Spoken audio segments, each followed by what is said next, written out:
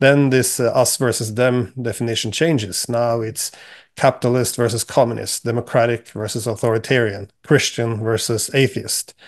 And then, of course, the Cold War comes to an end. The Russians want to be democratic and capitalist. And this is when, again, we didn't want to include them in Europe, so we had to redivide the continent, and we have to then also redivide us versus them.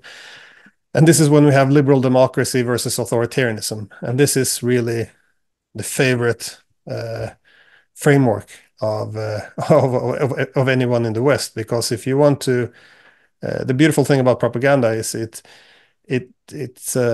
takes advantage of the mental shortcuts which human beings need, because the world is complex. There's so many things you have to interpret every day.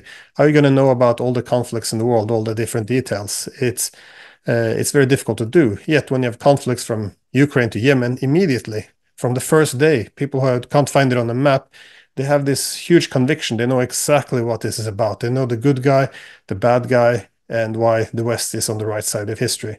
And it's because everything can be filtered through this lens. It's liberal democracy versus authoritarianism.